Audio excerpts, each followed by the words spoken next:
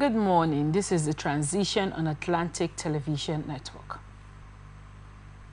Residents of Rivers State are now in a panic mode as a dreaded militant group, Niger Delta Rescue Movement, has issued a directive to all non-indigenes to consider their safety and leave the state as hostilities are about to escalate. The group also declared that unless the federal government and all the players involved in the crisis do the needful by sheathing their swords, the nation's oil production will suffer in a timely manner.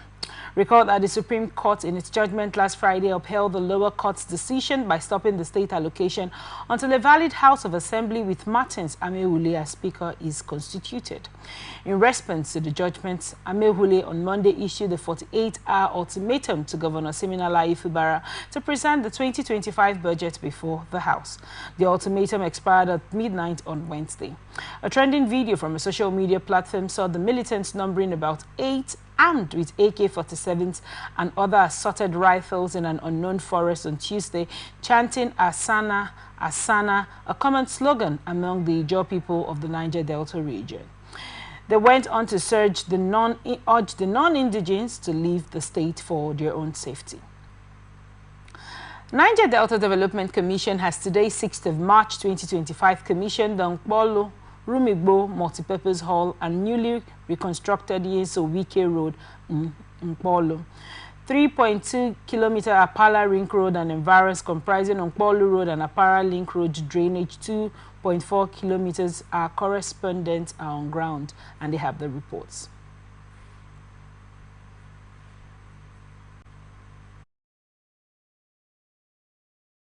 Commissioned the reconstructed Nkpolo Link Road, Nkpolo Multipurpose Town Hall, and reconstructed Apara Link Road, now called Yeso-Wike Road.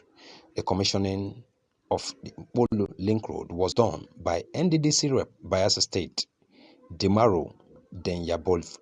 I'm here to commission this road. I'm from Bayelsa State and I've been using this East-West road. I've been choosing this road. You look at this side of the road. You cannot imagine that I put this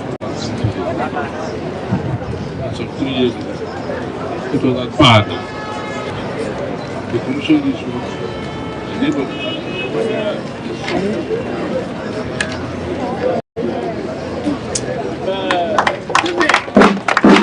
While the commissioning of the Nkpolo Multipurpose Town Hall was done by NDDC Rep Ondo State Prince Otito Thompson Atikase.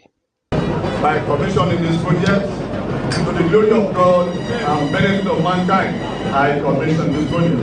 Thank you. The newly reconstructed Yeso-Wike Link Road, formerly called Apara Link Road, was commissioned by the former PDP chairman in Rivers State, Desmond Akawo.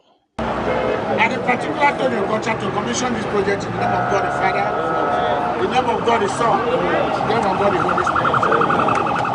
Commending the NDDC, head Nkpolo Council of Chief Ogutum Ezekiel, blessed Chief Tony Okocha for attracting this development to the area and also heaped praises on the NDDC.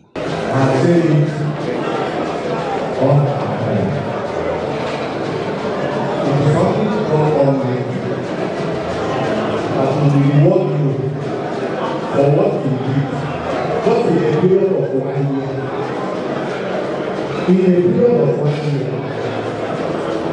3 big projects will get to go. And within 1 year, all the projects will be. Earlier in his speeches, Rivers State representative on the NDDC board, Chief Tony Okocha, recalled how dilapidated the roads and the town hall were before NDDC's intervention while advising the people to make judicious use of the project. He commended the FCT minister and leader of Renewed Hope family in Rivers State, Yeso-Wike, for his love and support for Rivers people, under whom the projects were made possible in Rivers State. I came here to reconstruct the road, not to cure erosion. Am I communicating? Yes, sir. Because there were a period as soon as we were done on this project, it rained, and the naysayers You are everywhere. See the road where to the Kocha do. See water. No. I didn't come here for erosion control. I'm here to reconstruct this road. Our correspondent reports that the River State reps on the NDDC Governing Council, Sir Tony Okocha, with his counterpart from Ondo and Bayelsa states and other dignitaries were highly received by the good people of Mpolu community, including council chiefs.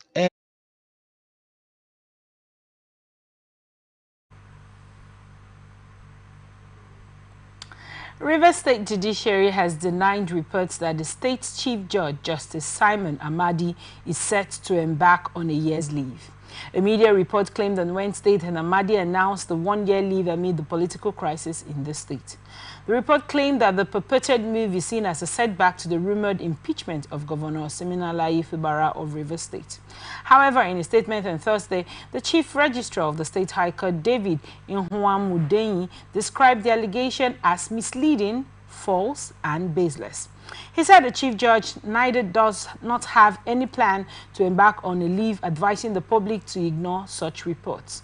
Inhuamudenyi stated that the rumored recess is an alien to the judicial officer's calendar of vacations. Edo State government on Thursday began the demolition of houses where suspected kidnappers kept their victims, even as two alleged abductors, Utubo Uchena and Felix Ibama, revealed how they collected 10 million naira ransom from two of their victims in their last operation before they were arrested. The duo stated this when they were taken to identify the houses where they kept their victims. Now, while speaking to journalists, the suspects, who belonged to a gang of 7, admitted to crime and identified the property as their hideout before the demolition. Admitting to the crime, they said they had been involved in high-profile kidnapping within the Edo Central area, with the last operation fetching them 10 million naira.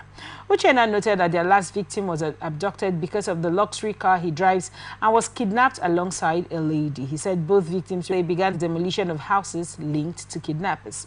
Leading security personnel on the demolition that took place in Ilei, Esan West Local Government Area, and Uromi, Esan Northeast South Local Government Area of Edo State, the special advisor to the governor on security, Akere Paul, said the exercise was in accordance with the law. National Agency for Food and Drug Administration and Control has finally announced the reopening of the Onitsha Drug Market and other adjoining markets after nearly 1 month of closure. The Southeast Zonal Director of the agency, Mr. Martin Uluyomade, revealed this on Thursday after a meeting between officials of the agency, the Anambra State government, and market union leaders. He stated that business will officially resume in the market on Friday. Other markets, including the plumbing materials market, timber market, surgical materials market, and science laboratory materials market, among others, were affected early last month when the agency shut them down in a fight against illicit drugs.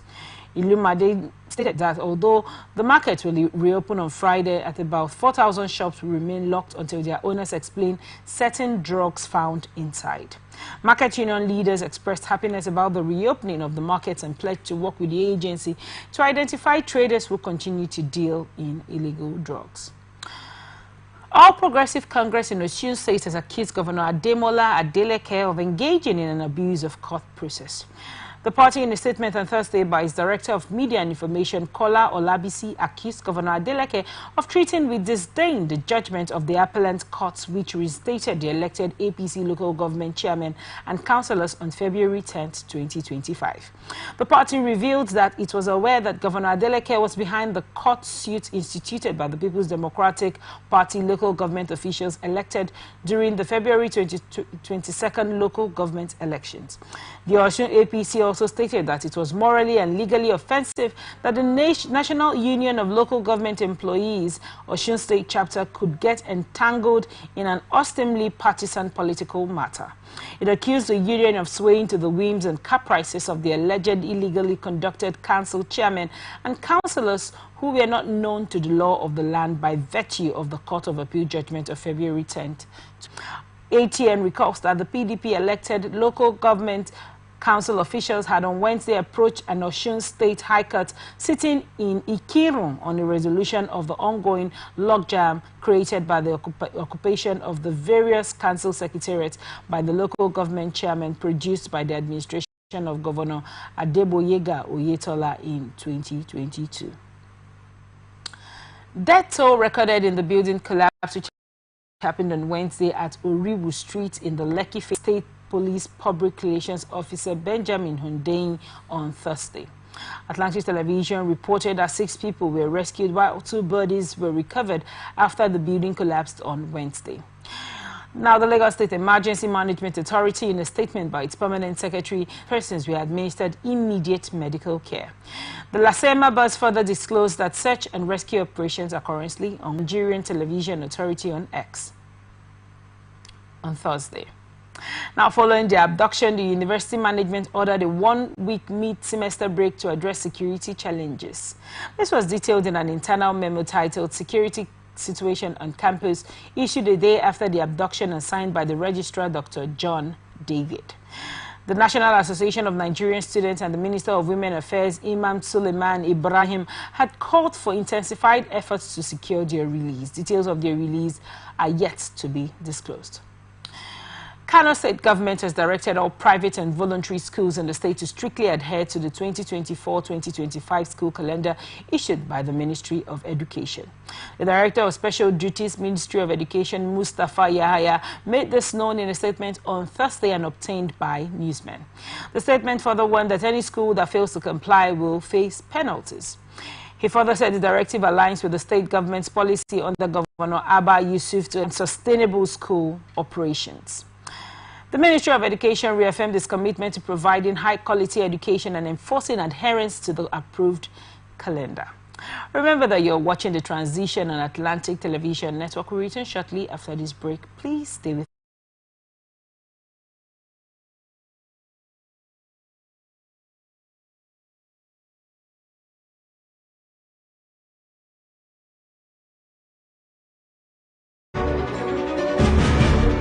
The board, management and staff of Morrison Media Group presents the 2025 anniversary lecture of Atlantic Television Network and Wish 99.5 FM. Theme: Imperative of Private Media in Sustainable Development. Keynote speaker, Professor Tony Iradia, erudite scholar and broadcast guru.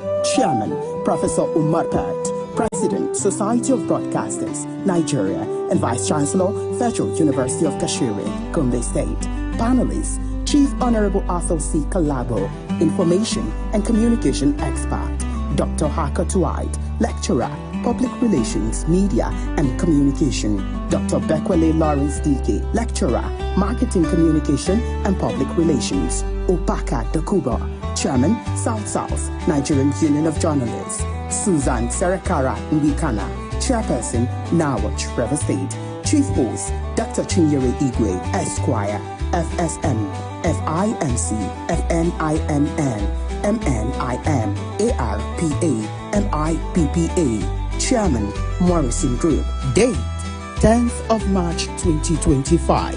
Venue, Dimeji Banquet Hall, Gay Place Hotel, Kilometer 5 East West Road by Obinkwere Flyover, Rumosi, Port Harcourt.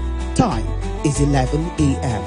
Call Kehinde Paul Obofadi on 0802 301 5728. That is 0802 301 5728 or info@atlanticnetwork.tv or info@wishfm995ph.com. You can also call Laurentia Ogu on 0818 344 6746.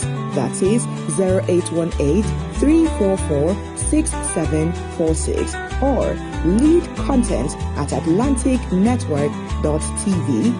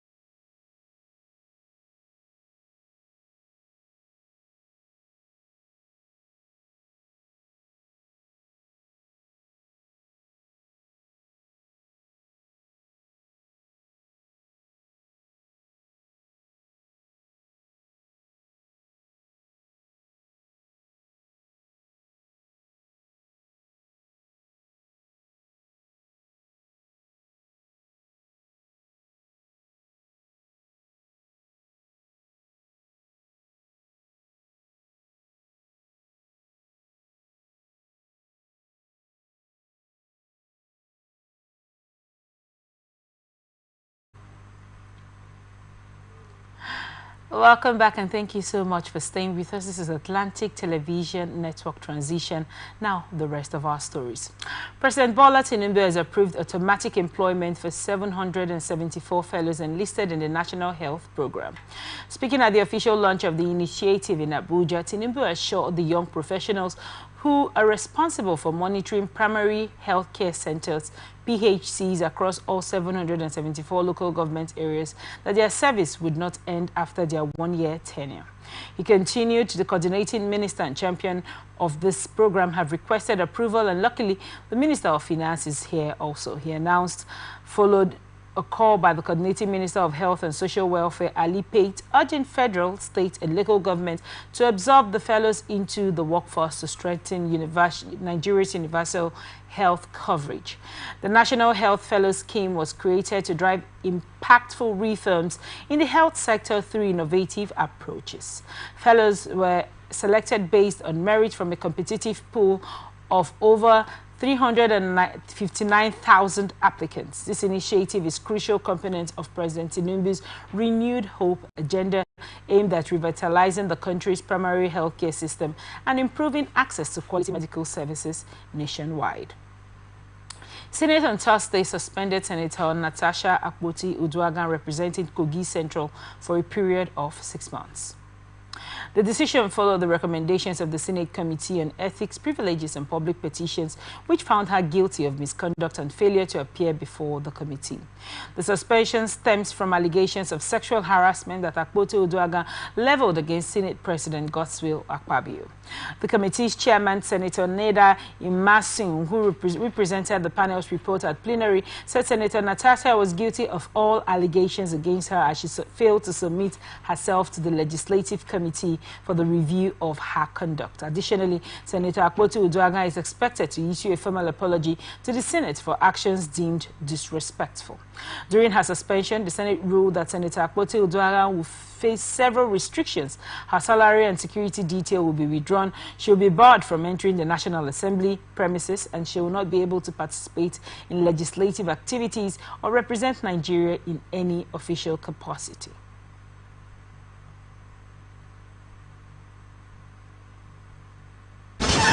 That the Senate do suspend Senator Natasha Akpoti-Uduaghan for 6 months for her total violation of the Senate Standing Rules 2023 as amended for bringing the presiding officer and the entire Senate in general to public opprobrium.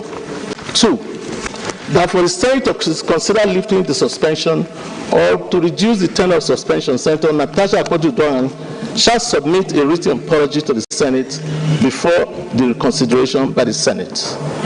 3, that the Senate do suspend Senator Natasha Akpoti-Uduaghan with effect from 6 March 2025 from all legislative activities forthwith. 4, that office be locked up for the duration of her suspension and hand over all Senate properties in her possession to the clerk of the National Assembly. 5, that for the duration of her suspension she cannot come or be seen within the vicinity of the National Assembly, including her staff. 6, that her salaries and allowances, including those of her legislative aides, be suspended and withdraw of all security details for the duration of her suspension. And 7, that for the period of her suspension she be barred from representing herself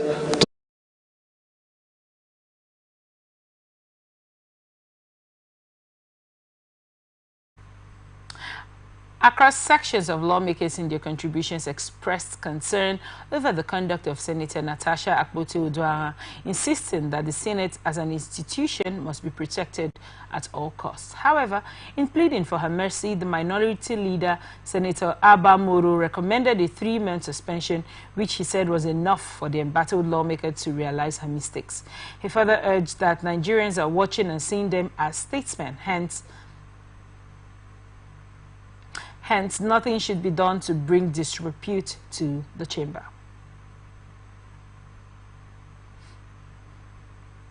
Misunderstanding of these rules. Your Excellency, these rules assures that this Senate is stronger as a whole than the sum total of our parts. stand by the prayers that this committee's report states, and I say that please, there's little or no need to continue to debate this. Let us get into the action of the day. I appreciate you, Mr. President, being a liberalist. You want cooperation, you want collaboration, but the distillment of our rules to the hearing of every senator is very key. And should you go to your liberalism and begin to do cooperation and collaboration in these chambers, then there will be complete breakdown of orders. And of course, in a society where there are no rules and orders, I think it's an animalistic society. You are the hegemon here by law, and you have to obey the rules and regulations and ensure there is compliance. We therefore say that this Senate is aware that even in our homes, we have very recalcitrant children. We don't drive these children away from the house, so we keep begging them to be of good behavior. Sometimes we beat them too. And so today we are faced with this situation that we all know impinges on the integrity of this institution, that is ordinarily the highest lawmaking institution in Nigeria. And so the expectation of many Nigerians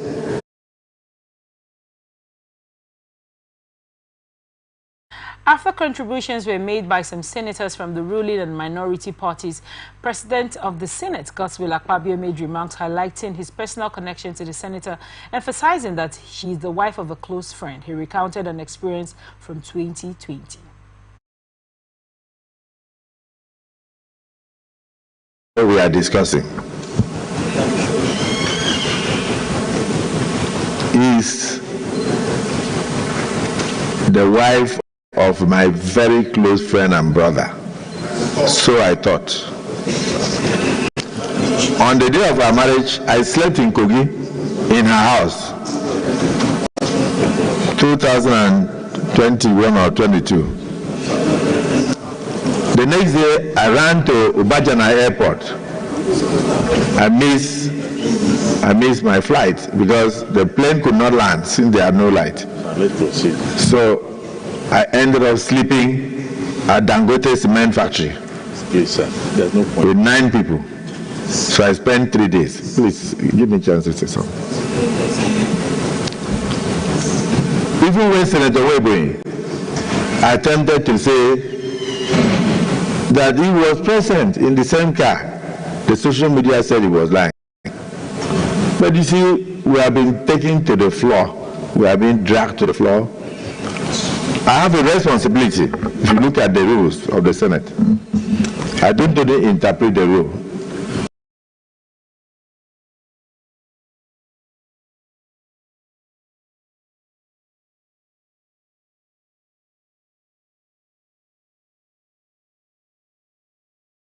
Suspension for 6 months was sustained by the Senate President after a voice vote. Bill seeking to establish an independent authority for the registration, regulation and funding of political parties in Nigeria passed a second reading on Thursday in the House of Representatives. The bill, co-sponsored by the Speaker Tajuddin Abbas and Edo lawmaker Marcus Onobon, seeks to remove political parties' registration and regulation from the Independent National Electoral Commission. At Thursday's plenary, presided over by Abbas, the member representing Esan Central, Esan West, Ugwe Federal Constituency, Onobum took his colleagues through the general principles of the bill, arguing that INEC should have no business regulating the activities of political parties. It is said the objectives of the bill to include creating an independent body or authority, the Office of the Registrar of Political Parties for the registration and the regulation of the activities and operation of political parties.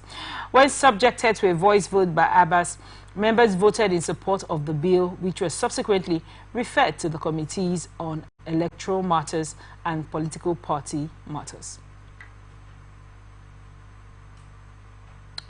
House of Representatives has resolved to set up a special committee to investigate the use of take-off grants, bailout funds, and other interventions allocated to MDAs, government institutions, and GOEs from 2015 to date. The resolution follows a mission of urgent national importance by Minority Leader Honorable Kingsley Chinda, who raised concerns over persistent fund mismanagement that undermines public services. The House noted that such financial losses depleted resources meant for national development, as outlined in Section 14, Part 2B of the Constitution. They mandated relevant committees to assess compliance with regulations, identify cases of mismanagement, and recommend measures to strengthen oversight and accountability. Report on the investigation is expected within 4 weeks.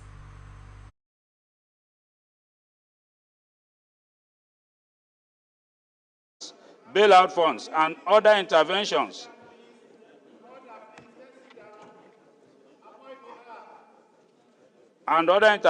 have severely compromised national developmental goals, hindering progress towards critical social and economic objectives. The House is aware that the misappropriation of these funds has led to a demonstrable deterioration in the quality of public service delivery and compromised the security of the nation, thereby undermining public trust in government effectiveness. The House is also aware that the lack of stringent oversight and monitoring mechanism may contribute to the inefficiency in the deployment of these resources, resulting in wasted funds that could otherwise be utilized to improve the good intended government policies and as well as safe and secure lives of citizens. The House is therefore called upon to resolve to constitute a special committee to conduct an immediate investigation into the utilization of take-off grants, bailout funds, and interventions allocated to MDAs, government institutions, and GOs from 2015 to date. Assess compliance with existing regulations and guidelines regarding the management and reporting of these funds.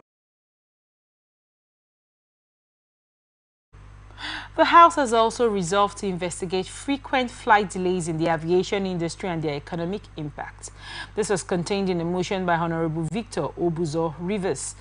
The member criticized faulting airlines for evading liability for damages to travelers and called for stricter enforcement of penalties against such carriers. On aviation to cause the Ministry of Aviation to put a place protocol for the reinforcement of punitive measures against air carriers.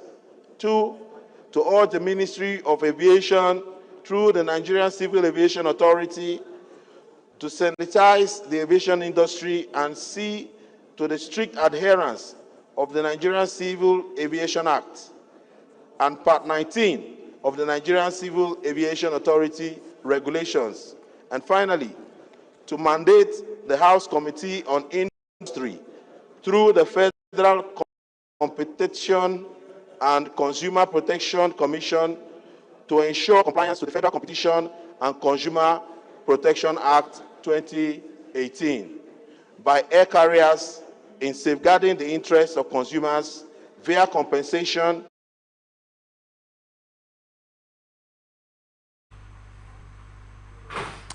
Federal government has extended its warm congratulations to the Republic of Ghana on the occasion of its 68th independence anniversary. This was contained in a statement signed by the ministry spokesperson Kennedy Ebienfa on Thursday. According to the statement, the Minister of Foreign Affairs, Ambassador Yusuf Tuga, conveyed the country's best wishes to Ghana's Ministry of Foreign Affairs and Regional Integration, Samuel Ablakwa.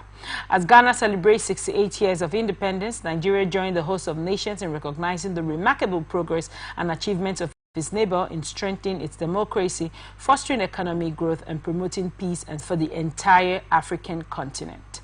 The statement also highlighted the long-standing friendship and bilateral ties between Nigeria and Ghana, which are based on shared history, cultural affinity, and a mutual vision for a prosperous and united Africa.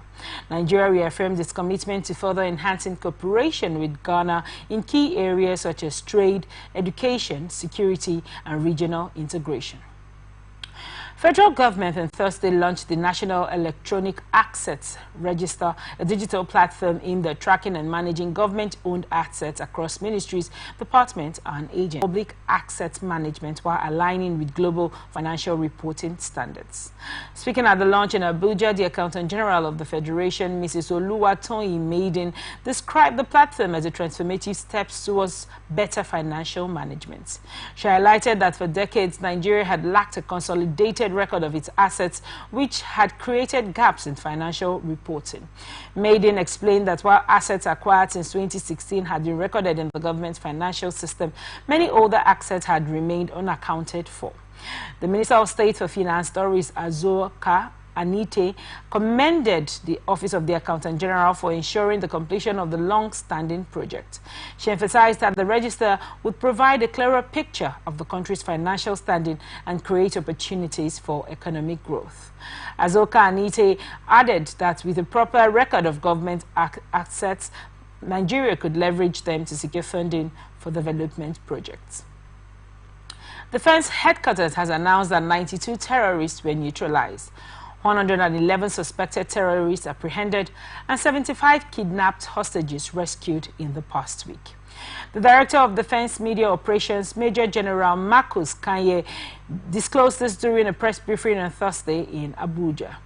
Kanye stated that troops also recovered a total of 117 assorted weapons and 2,939 rounds of ammunition. The recovered weapons include 58 AK-47 rifles, 21 locally fabricated guns, 26 Dune guns, 7 pump-action guns, and 4 PKT guns. He also said the troops recovered 2 GPMGs, 1 QJC W85 gun, 1 HK21 gun, and 1 60 MG gun, 11 RPG bombs, 2 RPG tubes, and 1 fabricated 6mm mortar. Kanye stated that troops also apprehended 18 individuals involved in oil theft and successfully foiled oil theft operations valued at approximately 521.8 million naira in the South region. According to him, troops of Operation Delta Safe recovered 452,396 liters of stolen crude oil, 224,175 liters of illegally refined automotive gas oil, and 1,920 liters of PMS. In the northeast, Kanye said the troops of Operation Hidden Kai recorded a total surrender of 101 terrorists comprising 11 adult males, 39 adult females, and 51 children who surrendered to troops within the theater of operation during the week. Here, the troops neutralized 25 terrorists, including a terrorist commander, Abba Ali Amiru Khalid of Al-Halfa, apprehended 14, and rescued 7 kidnapped hostages. Complaints of human rights violations in Nigeria rose by 25% in February 2025. The National Human Rights Commission announced this on Wednesday. NHRC Executive Secretary Dr. Tony Ojukwu, at the presentation of the February 2025 Human Rights Dashboard in Abuja, said 205,364 complaints of human rights violation were received by the Commission in the month. In January 2025, the NHRC recorded 169,850 complaints of rights violation. The NHRC Human Rights Dashboard provides a breakdown of the human rights situation in the country. The dashboard presented on a monthly basis, noting that Nigeria is experiencing a disturbing trend whereby human rights complaints received by the NHRC has continued to rise. Ojukwu said the February dashboard mass killings and abductions in the northwest and north central, cult-related killings, inter- and intra-communal violence, extrajudicial killings by the police and the armed forces, resurgence of Boko Haram-related attacks, and increase in rape cases. Now, a total of 341 complaints relating to rape were recorded in February of 2025. There were also 136 cases of sexual violence. In the same vein, the Commission received 6,954 complaints of domestic violence in the month of February. Child abandonment spiked in February 2025 with about 1,400 cases recorded. 191 killings were recorded in the month, including 45 deaths from communal clashes. 144 abductions were also reported. And right now, we head to some business reports. Price of Bonny Light, Nigeria's premium crude, dropped further by 20% to $67 per barrel from $84.02 per barrel on January 2025, fueling fears over achievement of federal government's budget 2025 revenue target.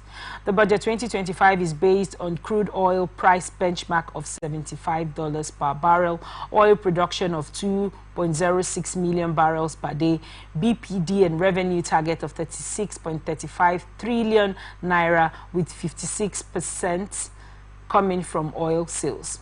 The fall in crude oil price represents a 10.7% potential decline in FG's oil revenue target, even as an output currently at 1.7 million BPD remains significantly below the 2025 budget benchmark of 2.06 million BPD. In its data released yesterday, the U.S. Energy Information Administration attributed the market situation to rising inventories, which stood at 3.6 million barrels at the end of February of 2025 last weekend. It was also attributed to the decision of Organization of Petroleum Exporting Countries, popularly known as OPEC+, to unwind its production cuts starting in April 2025. In an interview with newsmen yesterday, the Chief Executive Officer, Center for the Promotion of Private Enterprise, Dr. Muda Yusuf, said the development has far-reaching complications and implications for the nation's 2025 budget, in particular, and the economy in general. Transmission Company of Nigeria says it will confidently evacuate 10,000 megawatts of generated power in less than 2 years from now. Alhaji Sule Abdulaziz, Managing Director TCN, said this while briefing State House correspondents on Thursday. He further said that the first time in the nation's history, the power sector recorded a peak generation of 5,801.84 megawatts of electricity at 9:15 p.m. on March 4th. He said in less than 2 years from now, TCN would conveniently evacuate 10,000 megawatts of electricity. He stated that this projection was based on the numerous TCN transmission projects completed in the last 2 years and new ones on the way, as well as the 8,500 megawatt current evacuation capability of the company. Abdulaziz attributed the success achieved in expanding the transmission grid and increasing the nation's capacity to the support of the federal government through the Ministry of Power. The MD, who said that the renewed hope agenda of President Bola Tinubu's administration was on course, added that in no distant time, Nigerians would celebrate the progression in the power sector. He also said the company had built new transmission substations and reconducted transmission line projects, among others.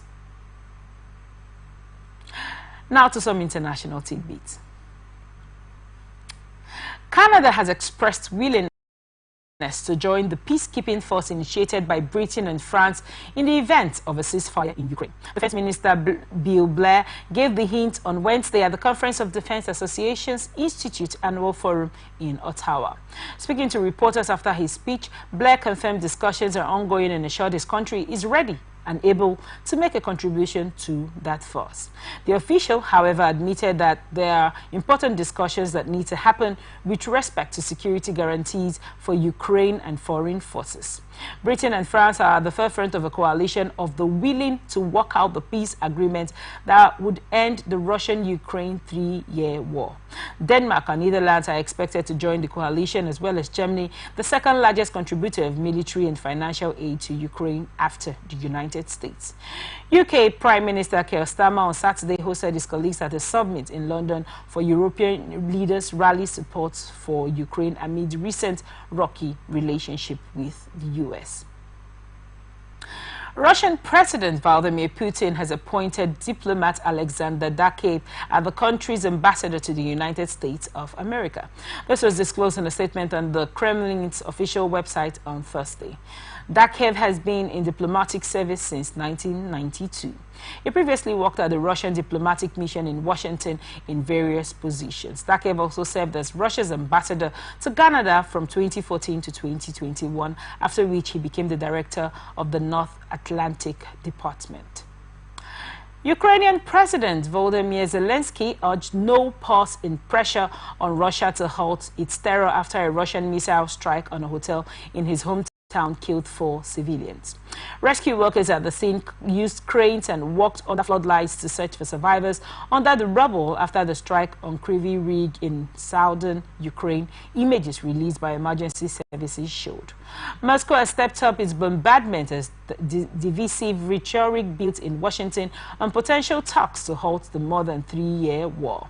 The governor of the wider Dobrovsky region, Sergei Lasak, said the toll from the strike had risen to 4 after a 43-year-old man succumbed to his wounds in the hospital. Lasak had earlier said that more than 30 people were wounded. In addition to the hotel, 14 apartment buildings, a post office, almost 2 dozen cars, a cultural institution and 12 shops were damaged, authorities report. The latest attack on the region, which Russian forces are clawing their way towards, was part of an overnight barrage of Russian drones and missiles. Now we head to some sports reports. Nigeria's Super Falcons stayed in 36th position in the latest women's world ranking released by the Federation of International Football Association, FIFA, on Thursday. The ranking, which was the first in 2025, was published on FIFA's official website. The 9-time African champions, who also maintained their position as the highest-ranked team in Africa, clung to 1,622 points on the ranking table. Justin Madugu's side were last in action against Les Bleus of France in a friendly last November. They lost the game 2-1. South Africa, Morocco, Zambia and Ghana complete the top 5 countries in Africa. Globally, the United States of America maintained first position with world champions Spain, Germany, England and Japan completing the top 5. The next FIFA Coca-Cola Women's World Ranking will be published on 12th of June in 2025. Bayern Munich captain Manuel Neuer is set for a stint on the sidelines after tearing his calf muscle during the celebration in Wednesday's 3-0 Champions League win over Bayern Leverkusen. Neuer was seen limping and was subbed out in the second half of the last 16 first-leg ties after Jamal Musiala put Bayern 2-0 up. Neuer's substitution brought debutant Jonas Obig from the bench. Bayern issued the statement on Thursday confirming the 38-year-old's injury, saying Neuer would be out for the time being. The veteran goalkeeper, who recently extended his deal at Bayern until 2025, almost missed a full year with a broken leg from his skiing accident from December 2022 until October 2023. Obig, 21, arrived from Cologne in the winter. Despite making his debut on the big stage on Wednesday, Obig was largely untested as Bayern dominated the first leg against the defending German champions. Bayern, who sit 8 points clear in the league with 10 games remaining, travel to Leverkusen for the return Champions League leg next week in the dominant position. Now we head to some entertainment report. Nigerian musician and business mogul Mr. Easy on March 6, 2025 announced the passing of his dear mother, Ifeoma Edith Ajibade, on his social media pages. Mr. Easy took to his Instagram account to pay tribute to his dear mother, Ifeoma Edith Ajibade, as he announced her passing. In his heartfelt message, the Dirty Ray founder thanked his mother for her strength, her sacrifices, and unwavering faith. He also thanked her for raising him and his siblings with love, discipline, and devotion to God. The leg over Corona also acknowledged his mother as the greatest protector, his toughest critic, and his truest fan. In the concluding part of his tributes to his mother, Mr. Eze said that Madam Ajibade was not perfect, but she was perfect to him, and that her legacy will continue to live on. Rapper Tochukwu Ogoju, popularly known as Odumodu Black, has alleged that there is a high level of stream farming in the Nigerian music industry. He noted that stream manipulations are insane as they do not translate into tickets and ticket sales. He questioned the essence of stream manipulations by some artists and their management. Another rapper, Black Bones, has repetitively claimed that some artists are manipulating streams with the use of streaming farms especially on Apple Music Nigerian charts. However, famous Nigerian music executive Don Jazzy debunked the existence of such technology in a 2023 interview, declaring that there was no such thing as streaming farm. Despite Don Jazzy's dismissal, allegations of streaming farms have continued to pop up in the Nigerian music industry, both from industry practitioners and observers. And that's the size of the package. Thank you so much for joining us. I am Otaria Benjamin. Remember to connect with us on all our social media platforms: on Twitter, Atlantic TV Net; on Facebook and YouTube, Atlantic Television Network; on Instagram, you're on Atlantic TV Network. Remember that peace and unity are the pathways to progress. Thank you so much for watching. Stay with us. Up next is Society Watch.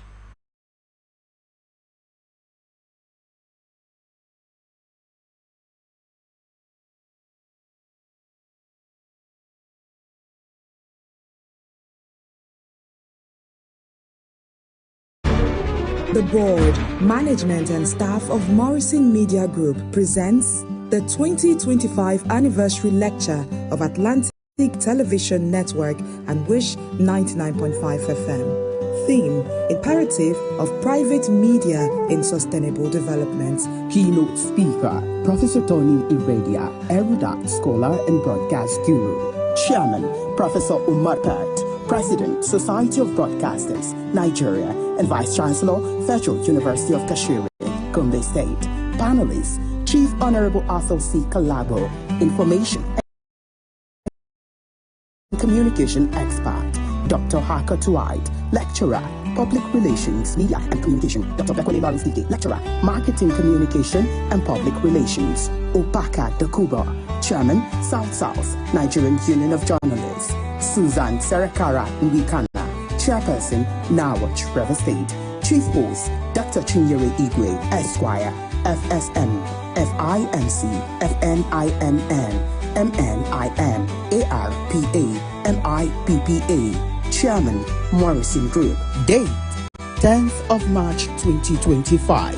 Venue: Dimeji Banquet Hall, Gate Place Hotel, Kilometer 5 East West Road by Obirikwere Flyover, Rumosi, Port Harcourt.